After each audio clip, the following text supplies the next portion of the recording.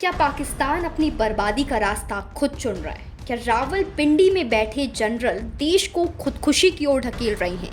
और क्या भारत ने ऑपरेशन सिंदूर के जरिए साफ कर दिया है कि अब आतंक का हर जवाब होगा सटीक और तगड़ा? आइए आज की सबसे बड़ी और सबसे अहम खबर पर बात करते हैं, लेकिन इस बार कुछ अलग अंदाज में।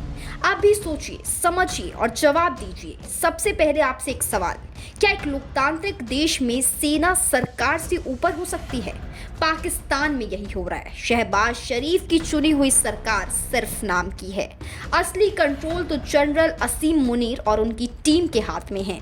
जब भारत ने आतंकियों के अड्डों को तबाह किया तो पाकिस्तानी सरकार ने शांति का संकेत दिया, लेकिन अगले ही दिन ड्रोन और मिसाइल भेज दिए गए। सोचिए, ये फैसला किसने लिया होगा?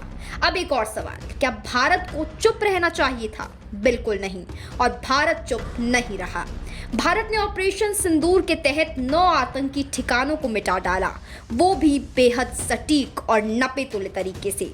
राफेल, S-400 और इजरायली ड्रोन के जरिए भारत ने बता दिया, अगर तुम छेड़ोगे तो हम छोड़ेंगे नहीं।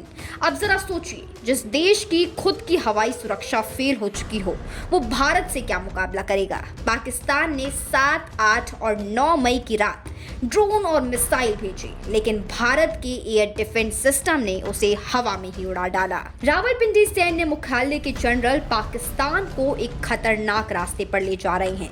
जनरल असीम मुनीर की अगुवाई में पाकिस्तान ने जो रास्ता पकड़ा है, उसकी मंजिल सिर्फ तबाही है।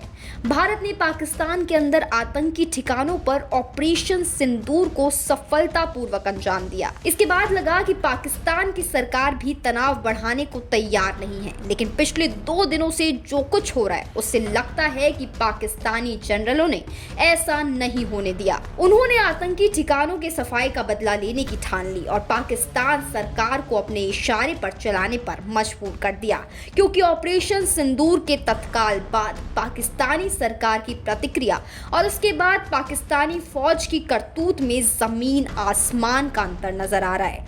22 अप्रैल को पहलगाम हमले में पाकिस्तान में पले बढ़े आतंकियों का हाथ है। उसके बाद से पाकिस्तान ने नियंत्रण रेखा पर पहले युद्ध विराम का उल्लंघन शुरू किया, फिर ऑपरेशन सिंदूर के बाद वाली लगातार 2 रात 7, 8 और 8-9 मई को ड्रोन और मिसाइलों से भारतीय सेना प्रतिष्ठानों को निशाना बनाने की नाकाम कोशिश की है। भारतीय सशस्त्र सेना और उसकी हर हरकतों का मुंह तोड़ जवाब दे रही है। पाकिस्तान पूरी तरह से फेल हो रहा है, क्योंकि भारत के पास कई बेहतर हवाई सुरक्षा प्रणाली है। भारत ड्रोन बनाने का केंद्र बन रहा है, जबकि पाकिस्तान के पास ऐसा कुछ नहीं है। भारत के पास पाकिस्तान से कई ज्यादा संसाधन हैं। चीन भी पाकिस्तान के इस लफड़े में पड़ने के लिए तैयार नहीं हो रहा, इसलिए पाकिस्तान एक हारने वाला खेल खेल रहा है। भारत को आर्थिक और सैन्य तौर पर बड़ी बढ़त हासिल है। भारत लगातार तनाव कम करने की कोशिश कर रहा है, लेकिन अपनी संप्रभुता की कीमत पर हरगिज नहीं। ऑपरेशन सिंदूर में जब भारत ने पाकिस्तान और पाकिस्तानी कब्जे वाले कश्मीर में 9 आतंकी ठिकानों पर हमले करके उन्हें नस्ताबूज कर दिया था, तब पाकिस्तान के रक्षा मंत्री ख्वाजा आसिफ का पहला बयान इसी ओर इशारा कर रहा था कि वो कोई भड़काऊ जवाबी कार्रवाई नहीं करेगा, जबकि पहले वाले इनके बयान काफी भड़कीले रहे थे। लेकिन मुनीर की सेना अपनी सरकार की बात मानने को तैयार नहीं हुई। उन्होंने बदला लेने की कसम खाई और शहबाज शरीफ की सरकार को अपनी बात मनाने के लिए मजबूर कर दिया। पाकिस्तान की यही सबसे बड़ी त्रासदी थी कि सरकार के पास कोई अधिकार नहीं है और सेना जो कहती है वही होता है। दुनिया में भारत आज कहां खड़ा है, इसे स्वीकार करने के लिए शायद पाकिस्तान तैयार नहीं है। गुरुवार को जब भारतीय सशस्त्र सेना लाहौर में पाकिस्तानी सैन्य ठिकानों पर उसके एयर डिफेंस सिस्टम को तबाह कर रही थी, तब इस्लामिक सहयोग संगठन यानी ऑर्गेनाइजेशन ऑफ इस्लामिक कॉरपोरेशन के 2 महत्वपूर्ण देशों के मंत्रियों की विदेश मंत्री एस जयशंकर दिल्ली में मेजबानी कर रहे थे। ये देश है सऊदी अरब और ईरान। जयशंकर ने ईरान के विदेश मंत्री अब्बास अरागची और सऊदी अरब के मंत्री आदिल अल जुबैर से अलग अलग बैठकें की। ईरान तो पाकिस्तान का पड़ोसी भी है। भारत ने दोनों मुस्लिम देशों के मंत्रियों को ऑपरेशन सिंदूर के बारे में जानकारी दी। भारत ने बताया कि ऑपरेशन पाकिस्तान की ओर से पहलगाम में किए गए आतंकी हमलों के बाद किया गया। सऊदी अरब और ईरान दोनों ने पाकिस्तान हमले की निंदा की है। विदेश मंत्री ने अपने मेहमानों को समझाया कि भारत की प्रतिक्रिया नपी तुली, सटीक और किसी तरह से भड़काने वाली नहीं थी। भारत ने ऐसा कुछ नहीं किया जिससे स्थिति और बिगड़े। पहलगाम आतंकी हमले के लिए पाकिस्तान जिम्मेदार है तो ऑपरेशन सिंदूर के बाद हालात बेकाबू ना हो, इसकी भी जिम्मेदारी उसी की है। यानी अब जो कुछ हो रहा है उसे रोकने की पहल पाकिस्तान को ही करनी पड़ेगी और अमेरिका भी यही कह रहा है, इसी ओर वो संकेत दे रहा है।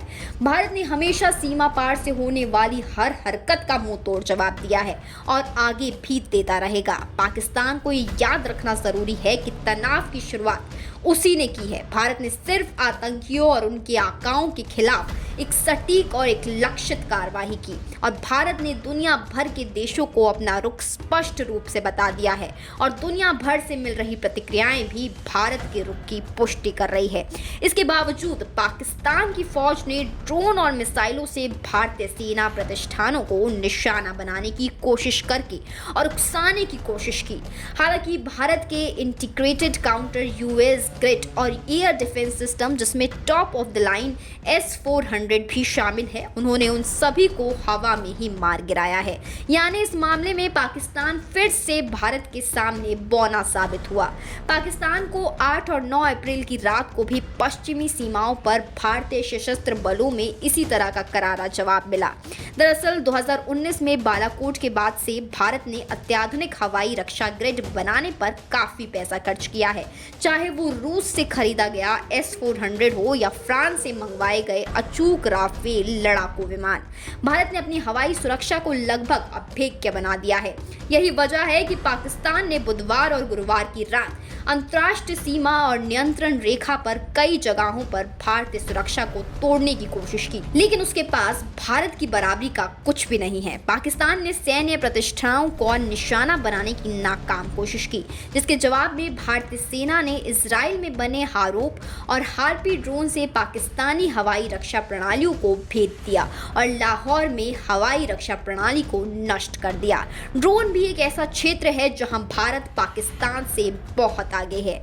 भारत ड्रोन बनाने का केंद्र बनने की ओर बढ़ रहा है, जबकि इस्लामाबाद के पास ऐसा कोई औद्योगिक आधार नहीं है और वो शायद सिर्फ तुर्की और चीन के ड्रोन पर ही निर्भर रह सकता है। इन सब बातों को देखते हुए इस्लामाबाद के लिए नई दिल्ली के साथ लंबी लड़ाई लड़ना मुश्किल होगा। उसके पास इतने संसाधन ही नहीं है। अगर वो तनाव बढ़ाता है तो उसके पास गोला बारूद भी खत्म हो सकता है। भारत के पास गोला बारूद का मजबूत भंडार है, इसलिए उसे ऐसी कोई चिंता नहीं।